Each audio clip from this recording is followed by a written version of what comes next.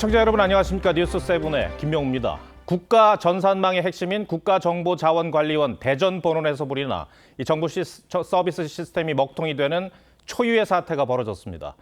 불은 잡혔지만 문제는 이제부터 시작입니다.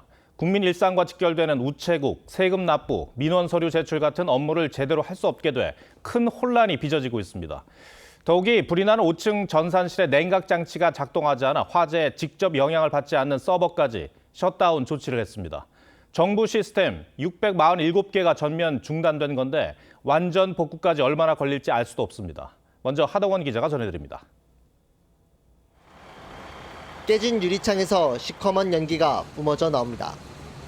어제 저녁 8시 20분쯤 대전에 있는 국가정보자원관리원에서 불이 났습니다.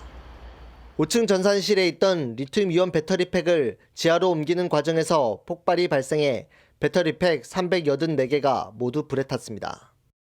전산실 데이터 장비와 서버 훼손을 막기 위해 화재 진화가 지연되면서 큰 불을 잡는 데만 10시간이나 걸렸습니다.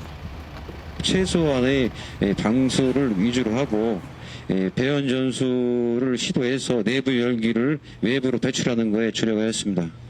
공공기관의 전산망을 통합 관리하는 국가정보자원관리원은 행안부 소속으로 대전과 대구, 광주 등 3곳에 있습니다. 이번 대전 본원 화재로 정부24, 국민신문고 등 대국민 서비스는 물론 행정안전부와 기획재정부 홈페이지 등 정부 시스템 647개가 먹통이 됐습니다. 서버의 급격한 가열이 우려되었고 정보 시스템을 안전하게 보존하기 위해 선제적으로 가동을 중단시킨 거라는 것을 말씀드리겠습니다. 국가전산망이 마비되는 사상 초유의 사태가 발생하자 정부는 위기 경보 수준을 가장 높은 단계인 심각으로 격상했습니다. 또 일부 대체 서비스 사이트를 긴급 투입해 운영하고 있습니다. 하지만 불이 난 건물에는 아직 열기가 남아 소방 외에는 진입이 어려워 정확한 피해 규모조차 파악되지 않고 있습니다. TV조선 하동훈입니다. 네, 전해드린 대로 이번 화재로 우체국의 금융, 우편 서비스가 먹통이 됐습니다. 완전한 복구가 언제 될지 알 수 없는 상황에서 이 상태면 추석을 앞두고 하루 160만 건에 달하는 배송 대란이 불가피해 보입니다. 모바일 신분증도 작동이 멈췄는데 당장 내일 월요일부터가 걱정입니다. 이승훈 기자입니다. 우체국 건물에 긴급 안내문이 붙었습니다. 국가정보자원관리원 화재로 예금과 보험 등 모든 금융 서비스가 중단됐다는 내용입니다. 현금 자동 입출 금기는 이렇게 회선 연결 중이라는 문구만 나오고 작동이 안 됩니다. 휴일이라 우체국 문은 닫았고 답답한 시민들은 그대로 발길을 돌렸습니다. 기계 전산도 안 되고 조금 명절 세려면 돈도 찾아야 되잖아요. 지금 못 찾는데 언제 되는지. 우체국 택배와 우편물 배송도 지연되고 있습니다. 집배원들이 갖고 다니는 단말기가 실시간 연동이 안 되기 때문에 평소보다 시간이 더 걸리는 겁니다. 추석을 앞두고 하루 평균 160만 개의 배송이 몰릴 시기인데 현재 신규 접수는 아예 중단됐습니다. 접수 파일을 생성하고 그 파일을 배달하는 곳으로 별도로 다 보내줘야 되기 때문에 시간이 좀 더 소요됐습니다. 정부 온라인 행정 서비스 마비로 곳곳에서 불편도 잇따랐습니다. 무인 민원 발급기가 먹통이 돼 각종 서류 발급이 중단됐고 병원과 공항 등에서는 모바일 신분증을 사용하지 못해 정상적인 서비스 이용이 거절되자 항의하는 소동도 벌어졌습니다. TV조선 이승훈입니다. 네, 이번엔 화재 현장으로 가보겠습니다. 다행히 불은 완전히 꺼졌지만 시스템 복구를 위해서는 얼마나 어떻게 피해를 입었는지 확인을 해야 합니다. 그런데 384개나 되는 배터리 팩을 시키고 외부로 빼내는 게 쉽지 않은 작업입니다. 취재기자 연결해 자세히 알아보겠습니다. 자, 구자연 기자, 지금 현장 상황 어떻습니까? 네, 화재 진압 작업은 낮에 이미 끝났고 지금은 배터리팩을 외부로 빼내는 작업이 한창입니다.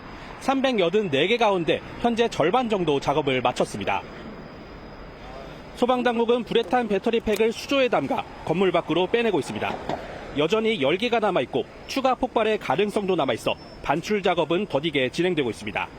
지금까지 소방당국이 건물 밖으로 꺼낸 배터리는 200여 개 정도입니다. 아직 불에 탄 180여 개의 배터리가 건물 안에 남아있어 반출 작업은 오늘 밤 늦게나 내일 새벽까지 계속될 전망입니다. 시스템 복구도 시급하지 않습니까?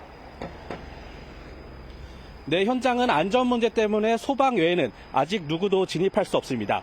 육안으로 피해 상황이 어느 정도 확인되지만 데이터나 서버는 직접 작동시켜봐야 복구 등이 가능한지 알 수 있습니다. 대전 본원에는 국가 정보 시스템의 3분의 1 이상이 몰려 있습니다. 이 데이터는 광주와 대구 등 다른 센터에 백업돼 있는 것으로 알려져 있는데요. 일부 시스템은 조기 복구되더라도 양이 워낙 많기 때문에 전체 정상화까지는 상당한 시일이 소요될 것으로 전망됩니다. 화재가 어떻게 발생했는지 원인 규명에도 착수했습니다. 경찰과 소방 등은 1차 합동 감식을 통해 폭발이 시작된 배터리를 확보한 상태입니다. 이 배터리는 현재 수조 속에 담겨 있는 것으로 전해졌는데요. 경찰은 냉각 작업을 마치는 대로 국가수와 함께 정밀 감정을 벌일 예정입니다. 대전 국가정보자원관리원에서 TV조선 구자혁입니다. 네, 정부 서비스 전산망 마비 사태로 이어진 이번 화재는 3년 전 카카오 목통 사태를 부른 데이터 센터 화재와 마찬가지로 리튬 배터리 폭발이 원인이었습니다. 똑같은 사고가 되풀이됐다는 점에서 비판이 커지고 있는데 정은하 기자가 이 내용 전해드리고 곧바로 취재 기자와 함께 이번 사태 좀 더 짚어보겠습니다. 이번 화재는 서버실에 있던 리튬 배터리를 옮기는 과정에서 배터리가 폭발하며 발생했습니다. 국가 주요 전산 정보가 담겨 있던 서버는 이 배터리와 단 60cm 떨어져 있었습니다. 그래서 UPS 배터리라는 것이 혹시 화재가 나면은 전상 장비에 큰 영향을 미칠 수 있기 때문에 그걸 물리적으로 분리된 지하로 내리는 작업을 한 거였고요. 3년 전 카카오 먹통 사태를 빚은 판교 데이터 센터 화재도 리튬 배터리에서 시작됐습니다. 리튬 배터리는 한 번 화재가 나면 완전히 끄기 어렵습니다.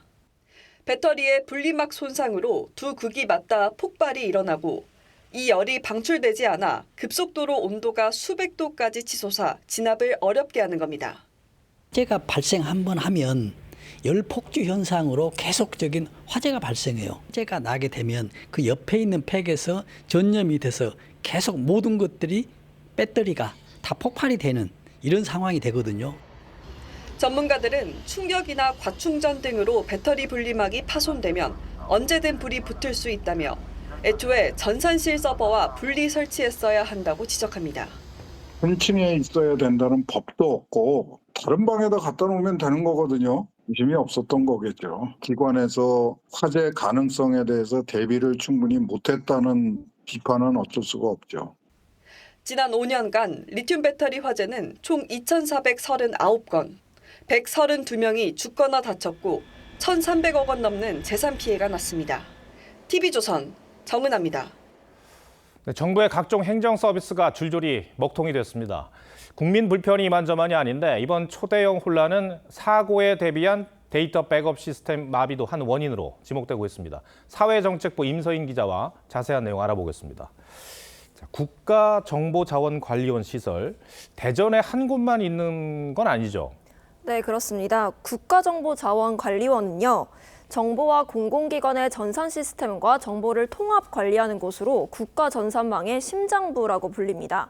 대전의 본원, 광주와 대구에 분원을 두고 있는데요. 세 곳을 통틀어 1,600개 국가정보 시스템이 운영되고 있습니다. 이번 화재로 가동이 중단된 시스템 647개는 모두 대전 본원에 있습니다. 그런데 정부 데이터는 어디에든 백업해 두지 않습니까?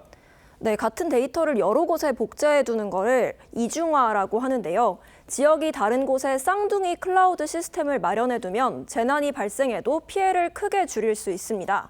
국가정보자원관리원 대전 본원의 데이터가 광주 분원과 연결돼 있지만 데이터 전부가 아니라 일부분에 그친 것으로 알려집니다. 정부 얘기 들어보시죠. DR 시스템이 구축돼 있지만 현재 일반적으로 작동되는 규모로 큰 시스템이 구축되어 있는 것이 아니라 필요 최소한만 규모로 되어 있는 것도 있고 시스템으로 좀씩 다르게 돼 있어서 또 공주 지역 센터와도 이중화 작업을 계획했지만 예산 문제 등으로 진행이 늦어진 상태인 걸로 전해집니다. 지난 2022년 카카오 먹통 상태 당시에도 이중화 미비가 원인으로 지목됐는데 3년 뒤 정부 시스템에서도 같은 허점이 드러난 셈이죠. 자, 이제 문제는 국민들께서 불편을 겪을 수밖에 없는 상황이 됐다는 거죠. 당장의 민원 서류, 뭐 이런 것들을 처리하려면 어떻게 해야 됩니까? 네, 행정안전부는 국내 1위 포털 사이트인 네이버와 국민 메신저로 활용되는 카카오톡에 공식 대국민 공지를 올렸습니다. 이 공지문을 통해 현재 사용할 수 있는 대체 사이트 목록과 오프라인 대체 창구를 확인할 수 있습니다.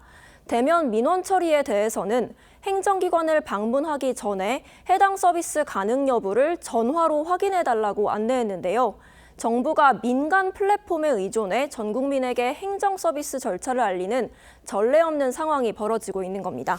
글쎄요, 이게 큰 도움이 될지는 알 수 없는 그런 상황인데 무엇보다 이제 빨리 정상화가 돼야 됩니다. 이게 언제쯤 가능할까요? 네, 정부는 대국민 사과와 함께 빠른 복구를 약속했는데요. 일단 들어보시죠. 불편을 줬듯이 국민 여러분께 사과의 말씀을 드립니다. 제일 먼저 우선 신속한 복구에 힘쓰겠습니다. 일단 셧다운된 시스템 647개 가운데 크게 훼손이 된 건 70개 정도이고 나머지는 과열이 우려돼 전원을 꺼둔 상태입니다. 정부 얘기 들어보시죠. 큰 손상을 입지 않은 서버는 이제 상황이 호전된 뒤에 다시 켜면은 쉽게 가동이 되는 것도 있을 수 있고요. 하지만 화재 현장을 수습하고 정리하는 데도 상당한 시간이 필요해 완전한 정상화가 되려면 앞으로 수일이 걸릴 수 있다는 전망이 나옵니다. 정부는 우체국, 금융, 우편 등 국민적 파급 효과가 큰 시스템부터 먼저 복구한다는 계획입니다. 예. 이번 사태를 보면서 누군가가 사이버 공격을 하면 어떤 일이 벌어질까 그런 생각도 들었습니다. 알겠습니다. 임 기자, 잘 들었습니다.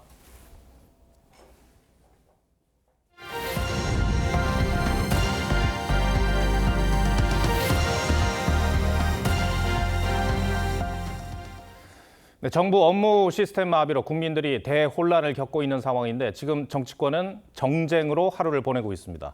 현재 국회에선 방통위 개편법에 대한 본회의 처리를 앞두고 있습니다. 어제 검찰청 폐지를 핵심으로 하는 이 정부조직법 개정안에 이어 또다시 거대 여당은 무제한 토론을 강제 종결시키고 표결에 나설 예정입니다. 국회로 가보겠습니다. 자, 조성우 기자, 법안 처리가 임박했죠? 네, 방송미디어통신위원회 설치법안은 어제 저녁 7시쯤 본회의에 상정됐습니다. 국민의힘이 곧바로 무제한 토론을 신청했고 24시간이 지난 지금 민주당에 의한 무제한 토론 종결투표 절차를 앞두고 있습니다. 국민의힘은 방통위의 기능엔 큰 변화 없이 부처 이름만 바꿔 이진숙 위원장을 내쫓기 위한 법안이라고 강하게 비판했습니다. 법이 특정인을 겨냥하는 순간 그건 더 이상 법이 아닙니다. 헌법 파괴이자 정치 보복을 위한 흉기가 될 뿐입니다. 어제 통과된 기재부 분리나 검찰청 폐지 등은 유예 기간을 거쳐 내년 1월 시행되지만 방통위 재편은 공포 즉시 시행됩니다. 내년 8월까지 법적 임기가 남은 이진숙 위원장은 자동 면직됩니다. 민주당은 이 위원장을 몰아내기 위한 무관한 방통위 정상화 법안이란 입장입니다. 방송의 독립성과 공공성을 보장하기 위해 비정상적인 거버넌스 구조를 정상화하는 의미를 지니고 있습니다. 이진숙 위원장은 본회의장에서 24시간 필리버스터를 지켜봤는데요. 내일 기자회견을 열고 법적 대응 방침 등을 밝힐 예정인 것으로 전해집니다. 법안이 통과되면 민간 독립기구인 방송통신심의위원회도 이름이 바뀌고 새 위원장은 국회 인사청문회와 탄핵소추 대상에 포함됩니다. 지금까지 국회에서 TV조선 조성호입니다. 어제 검찰청 폐지안이 본회의를 통과하자 범여권은 일제히 환영의 뜻을 밝혔습니다. 남은 1년 동안 민생수사 공백이나 차질이 생기지 않도록 제도를 잘 설계해야 할 텐데 추미애 법사위원장은 벌써부터 보안수사권 폐지는 물론 검사라는 이름까지 바꾸자는 제안을 했습니다. 국민의힘은 내일 서울에서 두 번째 장외투쟁에 나섭니다. 장윤정 기자입니다. 범야권 정당들은 검찰청 폐지안이 본회의를 통과하자 역사적인 날이라고 자평했습니다. 김대중 대통령님에게 사형을 구형했고 노무현 대통령님을 죽음으로까지 내몰았던 정권의 칼 검찰은 이제 사라졌습니다. 이제 정말 정상적인 검찰이 우리나라에 자리 잡도록 되기를 소망합니다. 민주당 정청래 대표는 역사는 민주주의가 한 단계 더 성숙하게 됐다고 기록할 거라고 주장했습니다. 추미애 법사위원장은 검사란 이름마저 박탈하자는 취지의 주장을 폈습니다. 검사보다 공소관이 더 명확하다면서 당연히 보안 수사권도 없어져야 한다는 겁니다. 하지만 검사의 영장 청구권은 헌법에 규정돼 있습니다. 국민의힘은 권력 방탄을 위한 날림 졸속이법이라고 강하게 비판했습니다. 마음에 들지 않는 정부 부처는 모조리 폐지하고 찢어버린 분풀이용 보복성 악법이자 국가적 자해 행위입니다. 장동혁 대표는 민주당이 던진 폭탄의 파편이 어디로 튈지 모른다면서 부작용을 우려했습니다. 어제 2025년 9월 26일은 공포의 블랙 프라이데이였습니다. 정부 조직법에 대해서 거부권을 행사하기 바랍니다. 국민의힘은 내일 서울시청 앞에서 대규모 장외 집회를 열고 민주당 입법 독주의 부당함을 호소하는 여론전에 나설 계획입니다. TV조선 장윤정입니다. 검사와 수사관 등 조직원들을 어디로 어떻게 이관할지 혼란스러운 상황에서 내부에선 지휘부를 향한 성토가 이어지고 있습니다. 한 부장검사는 회사가 문을 닫는데 무기력하다고 지휘부에 공개 반발하며 사표를 던졌습니다. 검찰 내부 분위기는 류태영 기자가 취재했습니다. 검찰청 폐지를 결정하는 국회 본회의 표결 직후 노만석 검찰총장 직무대행은 취재진 앞에 섰지만 공개적 반발을 자제했습니다. 안타깝게 생각합니다. 국회의 의결을 존중합니다. 그로부터 10여 분 뒤 대전지검 서산지청 차호동 부장검사는 검찰 지휘부가 무책임하다고 비판하며 사직 의사를 밝혔습니다. 아예 이제 회사 문 닫는다고 하는데 그 누구도 입도 뻥끗 안 하고 안타깝다 이렇게 무슨 쳐다보듯이 얘기하는 거는 정말 참담하다고 생각합니다. 차 부장검사는 여당의 검찰개혁안에 대해선 독재국가에서나 볼 법한 기형적인 제도라며 날선 비판을 쏟아냈습니다. 너무 문제가 많아서 사실 어떻게 할 수도 없는 상황인데 민주주의 채택한 국가들 중에서는 완전히 없는 제도인 건 맞습니다. 그건. 검찰 내부에선 무기력한 지도부에 대한 반발과 성토가 이어지고 있습니다. 한 부장검사는 조직이 없어지는 상황에서 자리 지키기에 급급해 보이는 지휘부의 모습이 한탄스럽다고 했고, 또 다른 부장검사는 책임질 위치에 있다고 보기 어려운 일선 검사가 직을 내려놓는 상황이 안타깝다고 했습니다. TV조선 류태영입니다. 이런 가운데 현직 법관들과 법학자들이 이례적으로 한자리에 모여 사법부 현안을 논의했습니다. 여권이 추진하는 내란 전담 재판부에 대해 연일 작심 발언을 내놓고 있는 천대엽 법원행정처장은 계엄 재판의 중요성을 잘 알고 있다며 법원이 신뢰받을 방안을 모색하겠다고 했습니다. 이광희 기자가 보도합니다. 27년 만에 열린 한국 법학자 대회에서 천대엽 법원행정처장이 축사를 위해 단상에 섭니다. 사법부가 지난해 12월 비상계엄의 위헌성을 국회에서 분명히 밝혔음에도 논란의 중심에 서 있는 현 상황을 성토합니다. 법치주의 최후의 보루로서 민주 호언의식과 함께 했음에도 결국 여러 혼란에 직면해 있는 사법제도에 대한 신뢰가 흔들리며 초래되는 사회적 혼란은 민주주의의 위기로 이어질 거라는 경고도 나왔습니다. 법과 사법제도는 공적 신뢰를 담보하는 최후의 보루입니다. 사회적 믿음이 흔들리며 민주주의는 위태로워집니다. 김상환 헌법재판소장은 법치주의 원리를 통해 권력 남용을 견제해야 한다고 강조했습니다.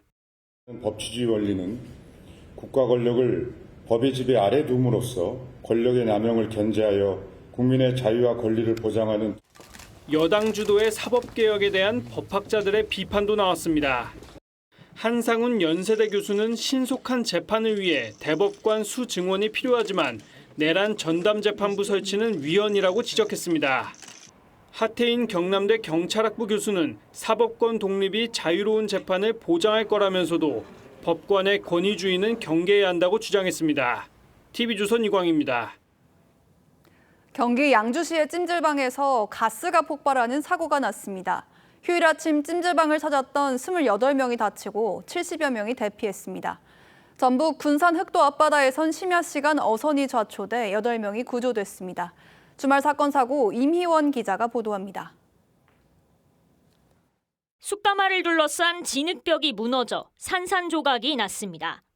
오늘 아침 10시 20분쯤 경기 양주시 찜질방의 한 가마에서 가스 폭발 사고가 나 손님과 직원 등 72명이 피했습니다. 팡 터져서 너무 그 소리에 놀래서 불을 쬐고 있다가 신발도 못 신고 도망가서 넘어지고 3명은 머리와 허리 등을 크게 다쳐 병원에 옮겨졌고 25명이 가벼운 부상을 입었습니다. 경찰은 저지선을 치고 사고가 난 건물 출입을 통제하고 있습니다. 소방당국은 직원이 장작을 태우는 과정에서 새어나온 가스가 폭발의 원인이 됐다고 설명했습니다. 해경이 구조보트에 탄 선원들을 함정 위로 끌어올립니다. 천천히 올라가세요, 천천히. 오늘 새벽 5시쯤 전북 군산시 흑도 인근 해상에서 조업을 마치고 복귀하던 72톤 어선이 좌초됐습니다. 신고를 받고 출동한 해경은 어선에 타고 있던 선장 등 8명을 전원 구조했습니다. 선장은 야간 운항 중 흑도섬을 다른 선박으로 오인해 피하려다 좌초됐다고 사고 원인을 진술한 것으로 알려졌습니다. 오전 11시 반쯤 부산 기장 대변항 인근에선 50대 남성이 카약을 타다 바다에 빠졌지만 해경이 출동해 약 20분 만에 구조됐습니다. TV조선 임희원입니다. 국가기술자격 시험을 주관하는 산업인력공단의 부실한 시험 관리, 잊을만 하면 한 번씩 도마에 오르고 있죠. 2년 전엔 채점하지 않은 답안지를 파쇄했다가 이 사고를 수습하는데 4억 5천만 원을 쓴 걸로 드러났습니다. 최근 5년 동안 합격자를 불합격 처리했다가 정정한 사례도 70건이 넘었습니다. 변정현 기자의 단독 보도입니다. 한국산업인력공단이 실시한 2023년 정기기사 산업기사 시험에선 채점도 안 한 답안지 609장이 파쇄되는 황당한 일이 벌어졌습니다. 보통 금고에 넣어야 되는데 남은 시험지로 지레 진작하고 그것을 옆에 있는 창고로 이동한 것으로 확인되었습니다. 일부 수험생들이 소송에 나섰고 올해 확정된 판결들에 따라 공단은 221명에게 150만 원에서 200만 원씩을 배상하게 됐습니다.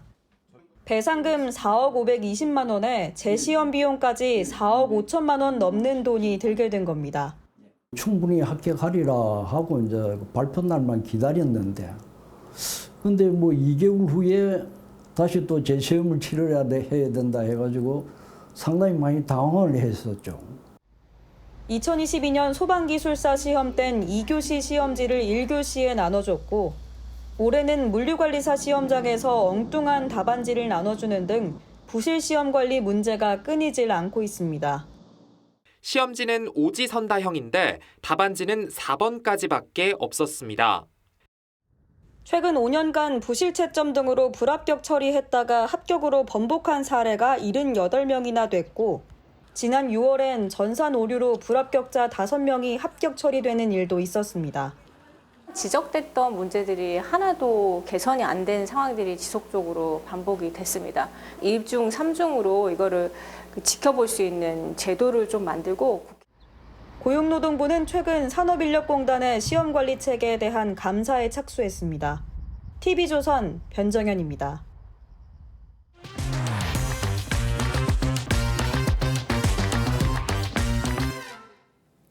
국민 대장주 삼성전자 주가가 13개월 만에 8만 원대에 안착했죠. 반도체 대호황 국면에 진입한 거란 일각의 분석에 투자자들의 기대감이 커지고 있습니다. 반면 이렇게 슈퍼사이클과 대호황을 낙관할 때가 매도 적기라는 의견도 나오는데요. 전문가들은 어떻게 보고 있는지 최수용 기자가 알아봤습니다. 석 달 사이 주가가 40% 넘게 올라 13개월 만에 8만 원을 회복한 삼성전자. 한때 5만 원대까지 추락해 쓴맛을 본 투자자들은 안도의 한숨을 내쉽니다. 우리나라 대표하는 기업인데 안 좋아지는 거에 대한 불안함 같은 게 있었는데 지금은 이제 그런 또 시점은 지난 것 같아서 더 잘 됐으면 하는. 올해 초까지만 해도 반도체 계열 비관론을 펼치던 미국계 은행 모건 스탠리도 반도체 호황이 2027년까지 지속될 거란 분석까지 내놨습니다. 그러면서 삼성전자와 SK하이닉스 목표 주가를 크게 높였습니다. 하지만 일부에선 슈퍼사이클, 호황이란 단어가 등장하면 오히려 반도체 관련 주식을 팔아야 할 때란 지적도 나옵니다. 실제로 슈퍼사이클 단어가 나오기 시작했던 2021년부터 반도체 주가는 암흑기를 맞았습니다. 증권사 한두 개를 제외하고는 슈퍼사이클 얘기를 했어요. 그 후로 부진한 상황이 이어졌었죠. 다 사과 리포트 냈죠. 이번엔 다르단 반론도 나옵니다. 현재는 공급 과잉 이슈도 없는 데다 AI 인프라 투자도 계속 늘고 있다는 겁니다. 코로나 이후에 업체들이 감산이나 생산 능력을 조절을 많이 했습니다. 재고라는 이슈가 이제 없는 미국의 빅테크 기업이 AI 반도체에 대한 수요를 강력하게 요구를 하고 있기 때문에 좋은 상황이 전개되고 있죠. 전문가들은 반도체에 투자하려면 조정을 받을 때마다 조금씩 사모으는 게 좋다고 조언했습니다. TV조선 최수용입니다. 요즘 부동산 시장에선 얼죽신, 얼어 죽어도 신축 아파트란 말이 유행입니다. 차별화를 위해 신축 아파트 단지들의 커뮤니티 시설은 진화를 거듭하고 있는데요.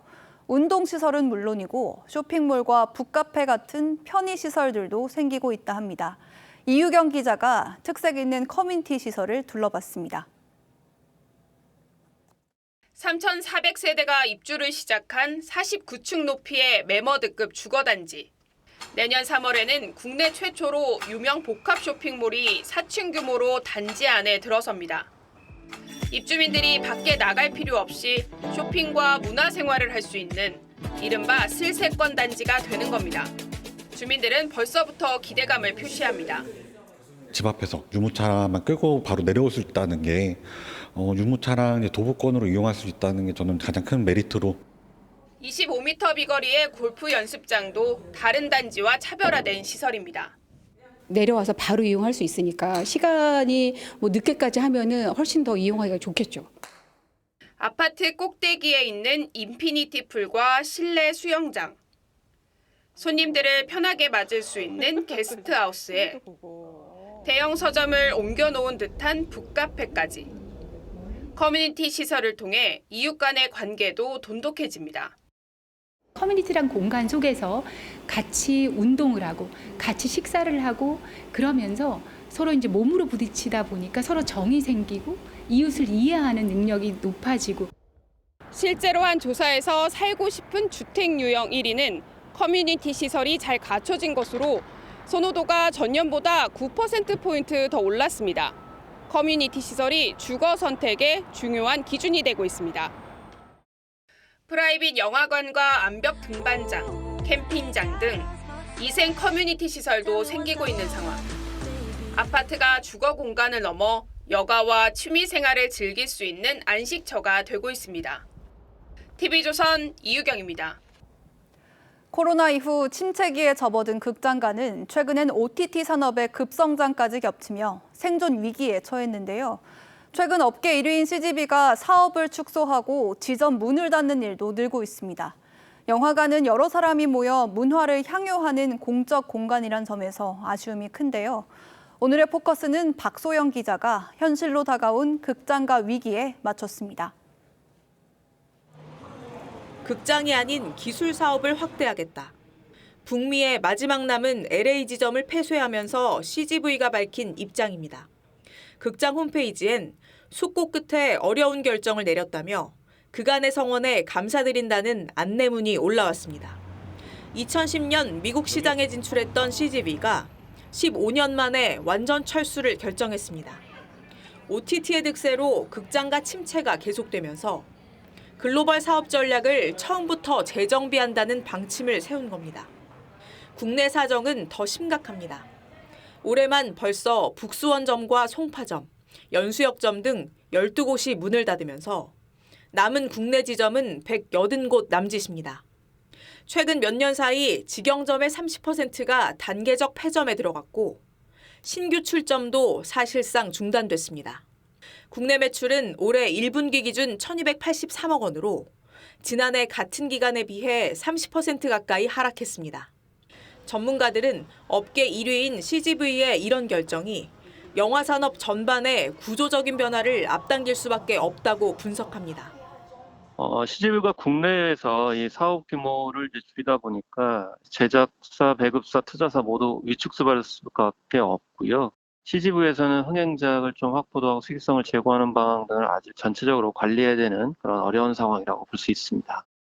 한 영화 감독은 이러다 줄도산할 수도 있다는 위기감이 영화계에 깊이 퍼져 있다며 창작 지원과 투자를 포함한 시스템 전반을 재검토해야 할 때라고 밝혔습니다. TV조선 박소영입니다. 네, 지난 4일 미국 조지아주 배터리 공장 체포 사태 때 유일하게 현지 잔류를 택했던 한국인 근로자가 구금 22일 만에 보석으로 석방됐습니다. 같은 날 조현 외교부 장관은 미 국무부 부장관과 회담했는데 미국 측은 비자 문제 후속 조치를 조만간 시행하겠다는 뜻을 밝혔습니다. 백대호 특파원이 보도합니다. 지난 4일 동료들과 함께 구금됐던 이모 씨는 현지에서 법적 절차를 밟아보겠다며 잔류를 선택했습니다. 다른 동료들은 한국행을 조건으로 일주일 만에 풀려났지만 이 씨는 현지 시간 26일, 구금 22일 만에 보석으로 석방됐습니다. 미국 시민권자와 결혼해 영주권을 신청하고 심사를 기다리다 한국인 근로자 체포 사태를 겪었습니다. 이 씨 측 관계자는 오랜 수감 생활에도 이 씨가 건강한 모습이었다며 앞으로 이민법원에 출석해 법리 공방을 벌일 예정이라고 전했습니다. 이 씨가 풀려난 날 조현 외교부 장관은 뉴욕에서 크리스토퍼 랜도 미 국무부 부장관과 만났습니다. 조 장관은 이 자리에서 구금됐던 한인들의 불이익 없는 재입국과 재발 방지 등 한미 비자 워킹그룹 신속 출범을 통한 실질적 조치가 이루어지길 기대한다고 밝혔습니다. 랜도 부장관도 당시 사태에 깊은 유감을 재차 표명하며 곧 후속 조치에 나서겠다는 뜻을 전했습니다. 한인 근로자들은 모두 풀려났지만 비자 문제를 합리적으로 해결하기 위한 논의는 이제부터 시작입니다. 미국 측이 최우선적이고 비중 있게 다루겠다고 한 약속을 지키도록 외교적 협상력을 끌어올려야 한다는 지적이 나옵니다. 미국 워싱턴 DC에서 TV조선 백대호입니다. 북한 김정은 위원장이 핵 포기 불가 입장을 재차 강조했습니다. 이재명 대통령이 핵 중단을 언급했지만 김 위원장은 핵 고도화 고리가 풀렸다며 오히려 우라늄 생산을 늘릴 가능성까지 시사했습니다. 고희동 기자가 보도합니다. 북한 김정은 위원장이 핵무기연구소 과학자들과 마주 앉았습니다. 이 자리에서 김 위원장은 핵 무력을 중추로 하는 안전보장 논리는 절대 불변이라며 핵포기 불가 방침을 재확인했습니다. 두 가지 과업을 철저히 관찰한 결과 핵능력 고도화의 중요 고리들이 완벽하게 풀렸다고 했습니다. 전문가들은 핵물질인 우라늄 생산 능력 확충 가능성을 언급한 것으로 보고 있습니다. 한 해에 10개, 20개가 아니고 그 이상도 생산할 수 있다라. 핵무기의 대량 생산을 미국과 국제사회에 이제 과시하는 그런 발언이라고 해석할 수 있겠습니다. 한미는 이재명 대통령 유엔 연설과 한미일 외교장관 회담 등에서 비핵화 입장을 분명히 했습니다. 이후 이재명 대통령이 사실상 북한의 핵 보유를 인정하는 발언과 함께 중단을 언급하기도 했는데 북한은 핵 확충 가능성까지 주장하며 10월 에이펙 개최 전 한미를 향한 추가 압박에 나선 것으로 풀이됩니다. 핵탄두 생산, 추가 ICBM 개발, 또 해외 핵물질, 핵탄두 수출 이런 것들을 중단시키는 것만 해도 상당한 안보적 이익이 있지 않느냐. 다만 정부 고위 관계자는 에이펙 정상회의를 계기로 미북 정상대화 가능성을 배제할 수 없다고 했습니다. TV조선 고희동입니다. 이처럼 북한의 입장은 변한 게 없는데 대북 관계에 대처할 정부 외교 안보 라인에 갈등설이 불거졌습니다. 이른바 자주파와 동맹파의 인식 차이에 골이 깊어지면서 균열 조짐이 보인다는 우려입니다. 저희 취재 결과 이 자주파 대표 주자인 정동영 통일부 장관이 국가안전보장회의 내에서 동맹파 목소리에 힘이 실릴 수밖에 없는 상황을 지적하며 민주당의 구조 개선을 요청한 것으로 확인됐습니다. 이 내용 전해드리고 뉴스더에서 조금 더 설명해드리겠습니다. 황정민 기자가 단독 보도합니다. 지난 24일 비공개로 열린 외교안보 분야 고위 당정협의회. 이 자리에 참석한 정동영 통일부 장관은 외교 안보 현안들이 논의되는 국가안전보장회의 NSC에서의 고충을 토로한 걸로 전해졌습니다. 복수의 여권 관계자는 정 장관이 위성락 안보실장 외에 외교부, 국방부 출신의 안보실 차장들까지 NSC에 들어오는 상황에 대해 문제를 제기하면서 구조를 바꿔야 한다고 했다고 전했습니다. 국가안전보장회의법엔 대통령을 의장으로 국무총리와 외교, 국방, 통일부 장관, 국가안보실장과 국정원장 등을 참석자로 규정하고 있습니다. 안보실 1, 2, 3차장은 대통령령에 따라 회의에 참여해왔습니다. 정 장관이 사실상 안보실 차장들을 NSC에서 제외해달라며 당에 도움을 요청하고 나선 건 본인과 이종석 국정원장 등 자주파의 목소리가 동맹파에 밀릴 수밖에 없다는 점을 반영한 거란 해석이 나옵니다. 이른바 동맹파들이 너무 많아요. 대통령 끝장낼 일 있습니까? 정치권에선 외교부 장관 경질까지 갔던 2004년 노무현 정부 때 동맹파와 자주파 갈등이 재현될 수 있다는 우려가 나옵니다. TV조선 황정민입니다.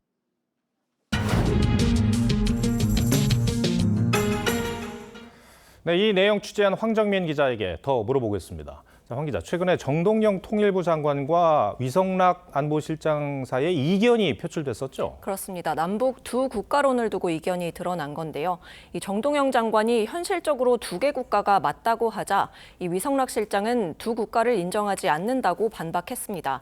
대북 접근법을 둘러싼 고위 당국자들의 의견이 이례적으로 다르게 표출된 겁니다. 이재명 대통령의 END 이니셔티브 구상에도 정세현 전 통일부 장관이 비핵화를 여기에 왜 넣냐면서 대통령 주변의 동맹파 경질까지 주장했었죠. 이 역시 동맹파와 자주파의 인식 차이가 극명하게 드러난 사례로 꼽힙니다. 이 동맹파, 자주파 이런 말들은 보수 정권에서는 없었는데 참 오랜만에 듣습니다. 네, 노무현 정부에서 이 남북 공조를 강조했던 인물들이 자주파로 분류됩니다. 동맹파는 정통 외교관 출신으로 한미동맹에 무게를 두고 있습니다. 이 박지원 의원이 자주파 6인회를 공개한 적이 있는데요. 본인을 포함해서 임동원, 이종석, 정세현, 문정인, 서훈 등 이 국정원장이나 통일부 장관 출신 인사들입니다. 정통 외교관 출신인 위성락 안보실장과 조현 외교부 장관 등은 동맹파로 분류됩니다. 이게 노무현 정부 때 갈등이 심했죠? 네, 그렇습니다. 외교부 장관 경질설까지 나왔었잖아요. 네, 2004년 외교부 북미 과장이던 조현동 현 주미대사가 이 술자리에서 이종석 국정원장을 비판했다는 투서가 청와대에 접수됐고 이 일로 외교부 관계자들이 조사까지 받았습니다. 이 조 대사는 당시 보직 해임됐고요. 장관뿐 아니라 북미 국장도 경질됐는데 그 국장이 바로 위성락 실장입니다. 이 정부 고위 관계자는 동맹파와 자주파는 없다. NSC 참석자 모두 실용파라고 했습니다. 하지만 동맹파와 자주파의 이 해묵은 갈등이 재현될 수 있다 이런 우려가 나오는 것도 사실입니다. 알겠습니다. 여의도 상황도 좀 짚어보죠. 요즘 법사위는 그야말로 열렸다 하면 난립니다. 근데 쇼츠가 문제다 이런 얘기도 나오던데 이거는 어떤 의미인가요? 네, 지난주 법사위 상황 영상으로 먼저 한번 보시죠.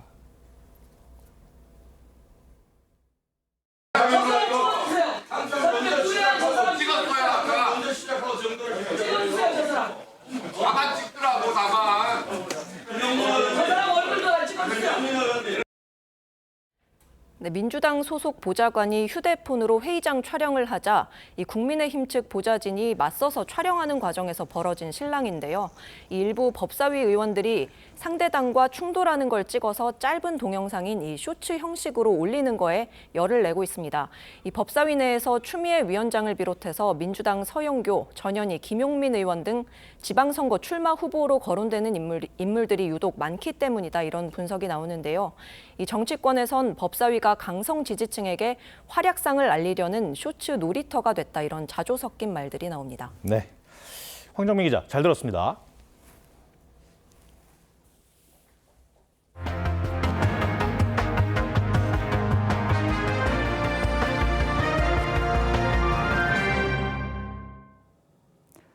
(6.25) 전쟁 최대 격전지 중 하나인 강원도 인제에 한국을 비롯한 4개국 정예 육군 부대가 모였습니다.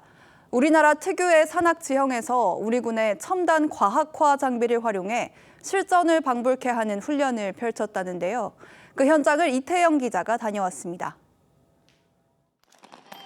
장갑차를 앞세운 미 육군이 도심으로 진입합니다. 장갑차에선 기관총이 쉴 새 없이 불꽃을 뿜고 보병들은 수류탄을 던지며 건물 안으로 돌격합니다. 격렬한 교전 끝에 한국군 병사가 사망 판정을 받습니다. 6.25 최대 격전지인 1951년 인제지구 전투 현장에 한국과 미국, 뉴질랜드와 우즈베키스탄 등 4개국 정예 육군이 모였습니다.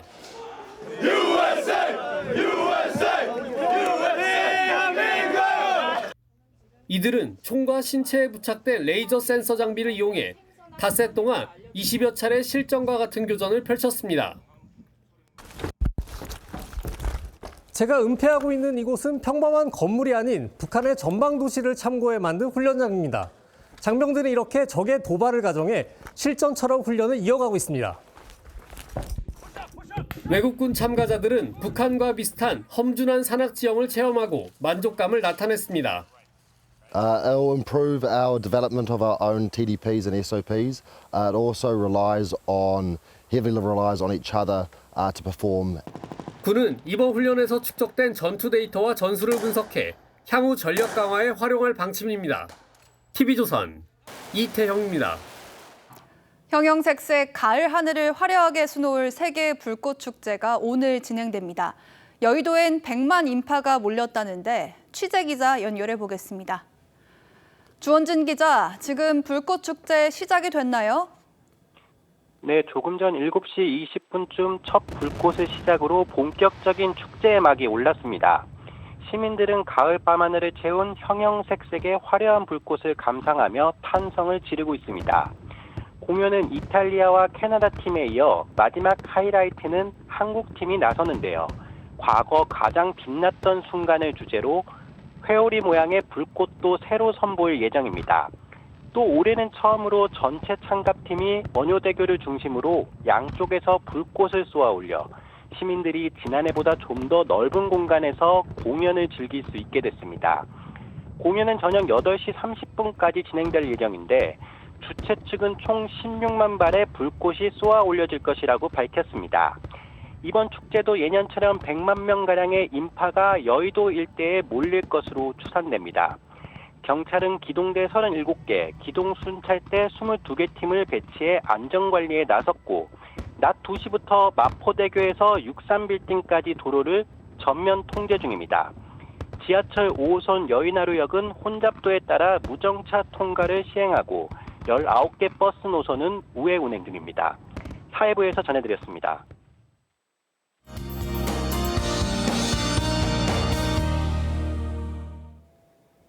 9월의 마지막 주말인 오늘 시민들은 꽃길을 거닐며 가을 정취를 만끽할 수 있었는데요. 내일은 전국 대부분 지역에 비가 내리겠습니다. 내일 새벽 서쪽 지역부터 비가 시작돼 오전이면 전국으로 확대되겠습니다. 수도권과 충남 북부를 중심으로 시간당 20mm 안팎의 강한 비가 쏟아지는 곳이 있겠습니다. 내일까지 수도권과 충남 북부에 10에서 60mm, 그 밖의 지역은 5에서 40mm의 비가 예상됩니다. 비는 내일 늦은 오후부터 차차 그치겠습니다. 내일 아침 기온 서울 20도로 오늘보다 높게 출발하고요. 내일 한낮 기온 서울과 대전이 22도, 대구 23도로 오늘보다 4도에서 6도가량 낮겠습니다. 비가 그친 뒤 날은 한층 더 쌀쌀해지겠습니다. 다음 주부터 최저 기온이 15도 안팎으로 떨어지겠습니다. 날씨였습니다. 9월 27일 토요일 뉴스 7 마치겠습니다. 시청해주셔서 고맙습니다.